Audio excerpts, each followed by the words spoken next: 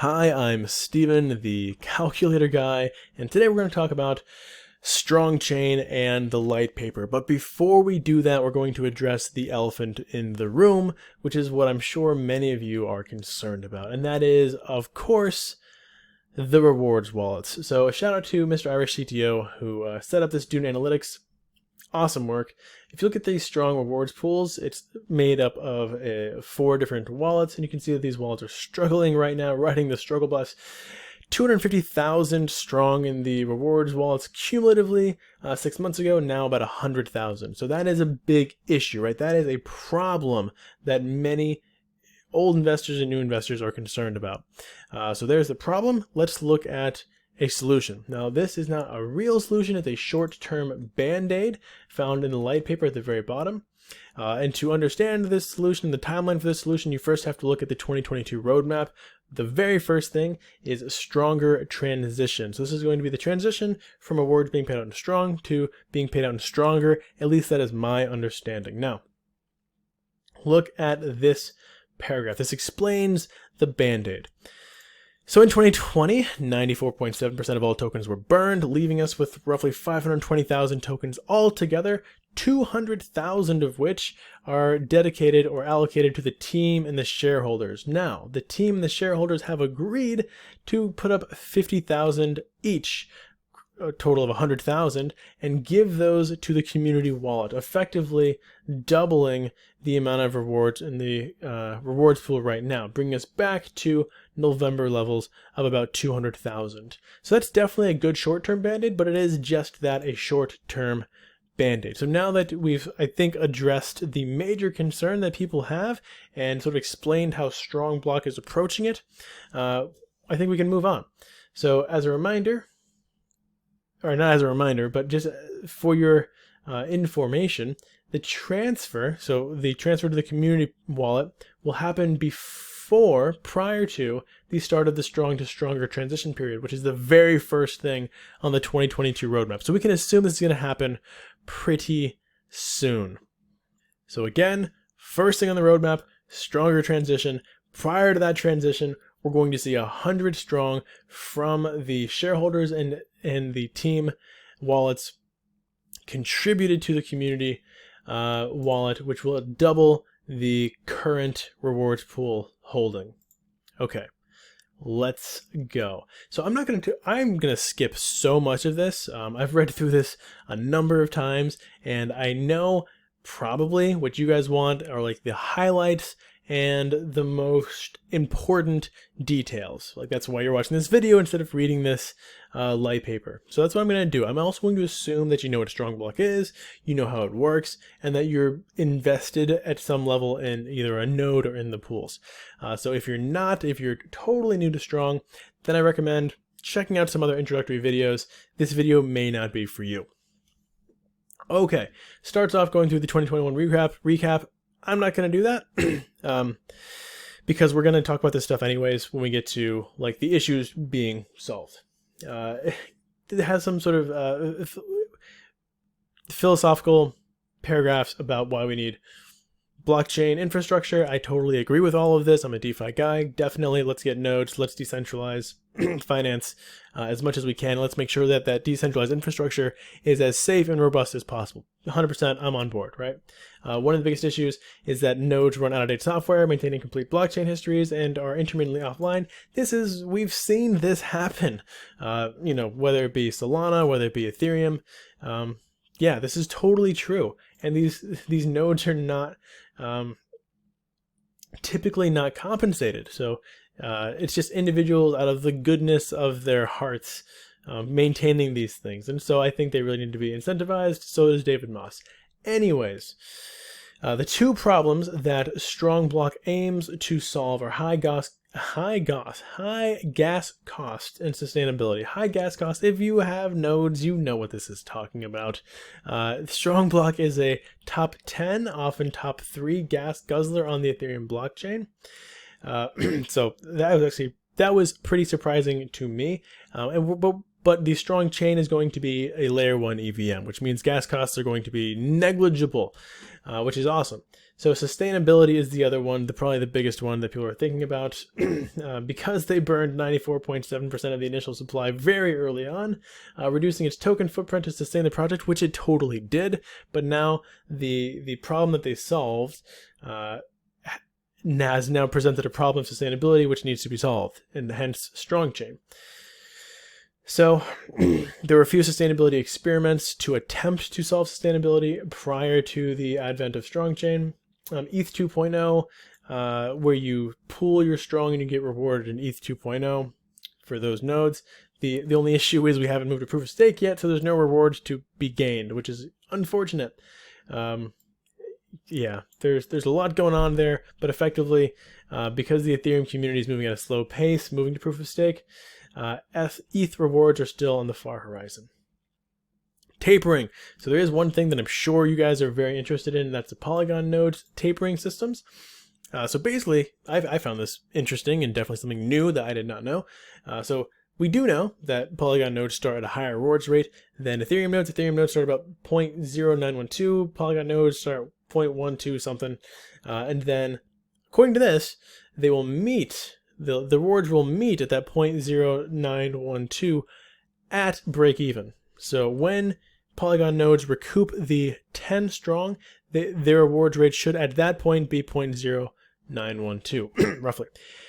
And then after break even, a new tapering model. So it seems like there's a new mathematical function that then kicks in. That's just my understanding of this. That converts to a steady, sustainable stream of passive income that tapers gradually over several years. So you have years of rewards to a maximum number of tokens. This totally took me by surprise. It appears to indicate that it's going to be like Drip Network. I don't know if you guys know that one, where you can only get so much rewards and then you're done. Now, of course, you could create new nodes out of those tokens in the meantime, so that you could just sustain and continue your rewards ad infinitum.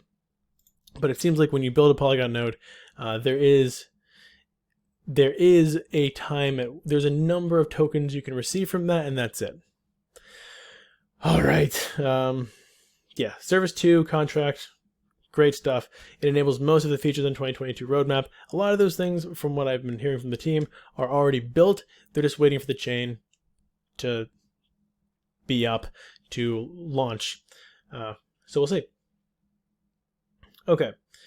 And then the validator rewards, basically what this says is DVPN validator, while top 10 consistently, just is not able to bring in consistent rewards. And, you know, there's unpredictable. DVPN token itself is hyper volatile and not doing too well. So their conclusion is that they want to do validator nodes for themselves, for StrongChain, because any other validator node on any other chain would be a really big investment with very uncertain rewards. So the solution to gas costs and sustainability is Stronger and StrongChain. Stronger being a token, StrongChain being a blockchain. So it's going to be a layer 1 EVM. If you don't know what that means, layer 1 is a base level blockchain, which means it's a totally new blockchain that is independent of other blockchains. It's not built on top of another blockchain. And EVM means it's an Ethereum virtual machine, which in my opinion is very good. Other EVMs are AVAX, Phantom, Polygon, Aurora, and there are many others.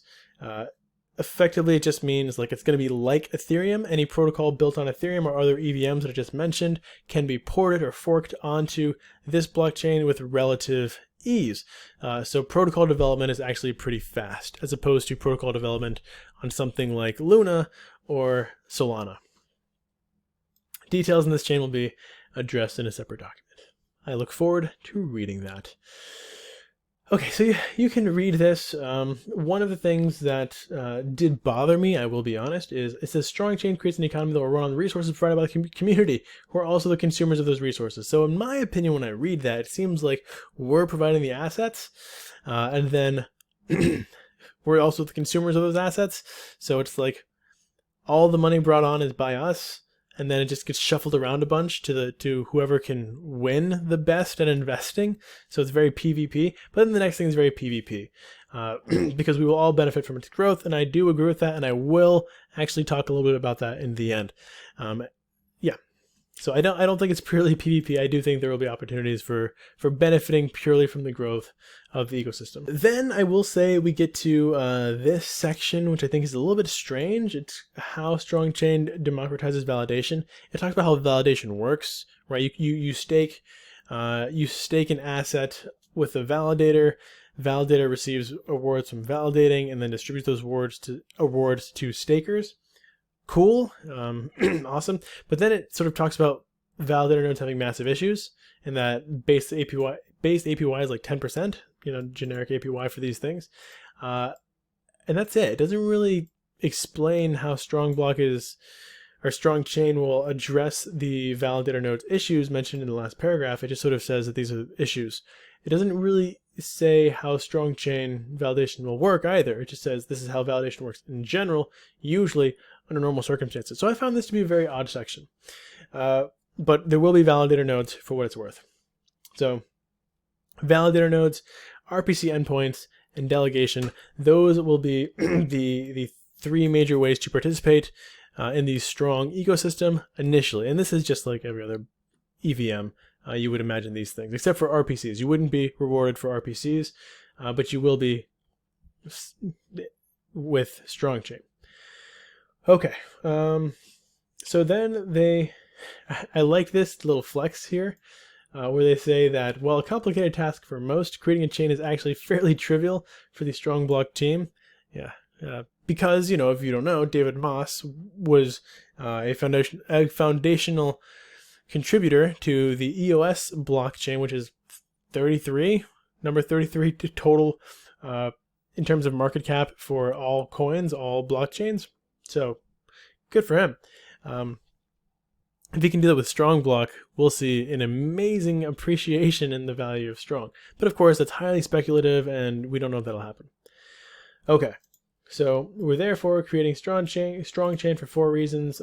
Basically, these reasons boil down to sustainability for the current things in place, and then ways to give value back to the community, which I think is pretty cool, and I think will happen if it's successful. So I like this one a lot. It says architecture that allows it to be a launchpad for future feature sets that are logical expansions and growth paths.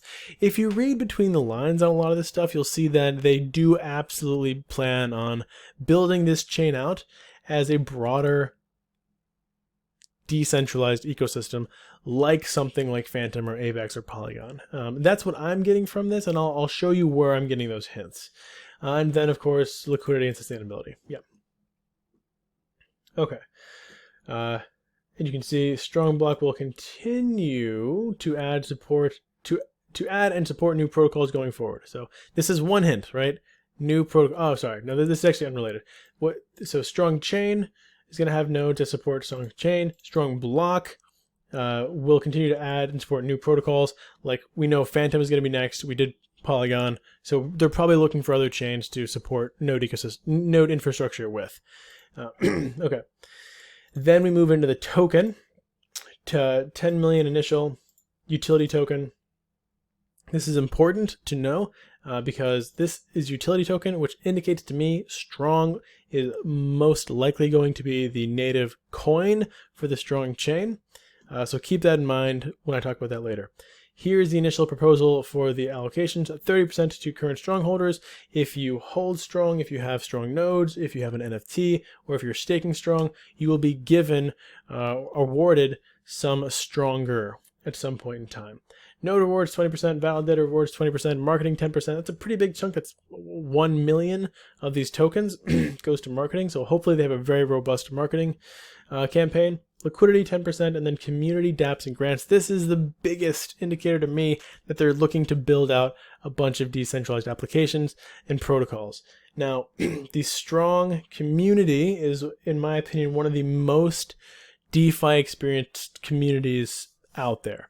And also, it's a community that every week, or however often these people claim, they take money and they go experiment in DeFi. So there's a very DeFi experienced community, and I hope that experience bleeds into these dApp grants, that a lot of the strong OGs get together and create some really robust protocols, standing on the backs of giants, right? Because right now we're seeing the evolution of protocols all over the place, right? We're seeing forks that become more robust and offer more things. And I really think that there's an opportunity here to take the best of everything that's been built and everything that's been forked, and then like take that and start from there on the StrongChain. I'm hopeful, but we'll see, right? I know that I'm clearly biased and heavily invested, but I've made my ROI, so it could all go to zero and I'd be fine. Okay, then there's the phases here. We're currently in phase 2, which is issue the strong token with a mint and burn mechanism. And then, I'm not going to read through all of this. Basically, get the token out there, transition to it for rewards, and then launch the chain. Anyone with holding strong in a wallet will receive stronger rewards. So first nodes, then pooling people, then people holding it, then NFT people. NFTs will serve the same purpose. Okay. And then phase 3 is launching. Marketplaces, they want marketplace for nodes, NFTs, and more. One of those more, if you look, is a decentralized exchange. This also makes me very excited for the launch of the chain, because this indicates to me, again, it's another indicator to me that they're looking to build a chain with a lot of protocols on it. And so there's a chance to do something new and different and to really benefit from what we've learned from other chains and exchanges and DEXs and AMMs, etc., etc. And I really hope we do that. I hope that we don't just fork everything the first thing we find. I hope that we really see some protocols, some thoughtful protocols. Okay, future of Strong. This is another one of the reasons that I think Strong is going to be the coin for this chain. Here it is. There is a potential for Strong to be the governance token for StrongChain used in dual token validation. So my understanding of this is that like Luna, you'll have 2 different tokens which you can use for validation. Maybe Strong and Stronger, but hopefully Strong is the primary one, because that means that you would be paid out in Strong potentially. So my understanding of this is they're saying Strong will be harder to earn. I think that's because it'll only be a validator node reward, which means definitely Strong will be used for gas. So I think Strong is going to be the coin, and there's a reason why I'm talking about this so much, and I'll show you, I guess, right now. Because there's nothing really else that's super interesting in this light paper. So here are the top 100 coins, or top 100 blockchains and their market cap. You can see that EOS, which is David Moss's earlier project, is at 2 billion market cap, because he has a great network and it does great work in DeFi. And you can look down in like the 100 million area. You can see various, oh wow, Sapphire 25% in 7 days. Jesus. Okay, that's impressive. But a lot of these are kind of popping off. Anyways, what I'm getting at is there's probably a lot of these that you've never heard of in this region. If StrongBlock can manage to get to 200 million market cap, 500 million market cap, even $1 billion market cap, we're looking at this. So at $1 million market cap, the Strong token would be 1.92. This is fully diluted, assuming that all tokens are unlocked in circulation. At 10 million market cap, we're looking at 19.23. Still pretty painful. At 100 million, we're looking at $192, which isn't too far off from where we are now. At 200 million, of course, would be twice as much, which is more than we're at now. It's almost $400 per token. If we get to $1 billion market cap for the entire chain, again, if this chain gets anywhere near as popular as even like the Kronos ecosystem, I mean, if it got to Phantom Chain level or even Polygon levels, that would be phenomenal. I'm not saying we'll get there, but even at 1 billion, we're looking at a Strong token valued at roughly $2,000. This is if every single token is in circulation. So if they're not super scarce. So that's just one way of looking at it. And that's the bull case for the Strong token. Yeah, okay, so that's pretty much it. I think I've covered everything that I found fundamentally important. Some of the questions I do have are, will Strong be the coin for the Strong chain? One token. Next, when will we see that 100,000 Strong contributed to the community wallet? The next is, what are entangled nodes? Because you'll see on the roadmap entangled nodes and sizable nodes. Sizable nodes I take to mean fractional nodes. Entangled nodes, I believe, means some mechanism through which they take the currently existing nodes and wrap them in a way they can pay out in stronger. I believe that's what entangled nodes mean. To me, that's what it likely means, but I have gotten no confirmation from anyone who actually works on the team. And even the admins on the Telegram are a little bit baffled by the language here. Roadmap, node migration, node transfer, very similar things. Phantom, many more. Okay, well, let's see about that. I won't hold my breath. Node marketplace, StrongChain pilot, StrongChain finally launching, and then DEX. Super excited about that, and a bridge. Hopefully the bridge first. Okay, and then yeah, that's about it. Thank you guys so much for watching. I know this was a long video. I have one last thing to say. There was a video launched by another, StrongBlock investor, and he was going through the rewards wallets and sustainability models, and he was saying, this and that, and he had a pretty bearish case for the token. This was before the light paper was released, and before we really sort of understood what the solutions were going to be, and people were really cruel in the comment section, saying he was producing FUD and that, oh, you think you know so much because you do a little bit of math. And I just want to say, the StrongBlock community has been, for me, the most amazing community in all of the DeFi space. And I'm not just saying that because it made me a bunch of money.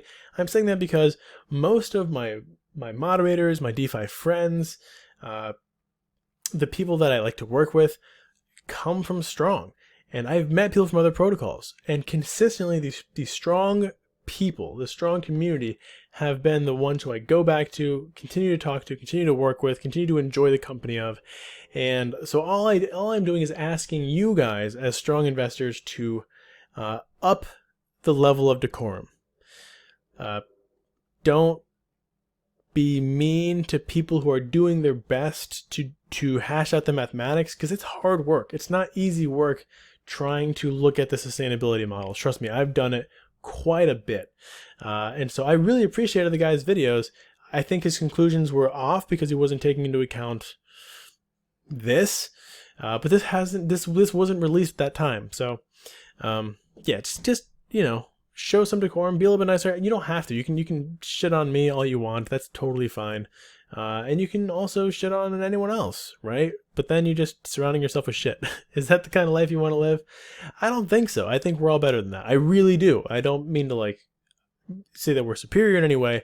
I'm just saying, as human beings, we can do better. So why not? Let's just be kind to one another to the fullest extent of our abilities. And if someone's fudding a little bit, so be it. There's no reason to be mean. I mean, for goodness sake, the meanness towards, I think that Dave Craig, it was just too much, man. It was hurt my heart, the cruelty that people would just spew online.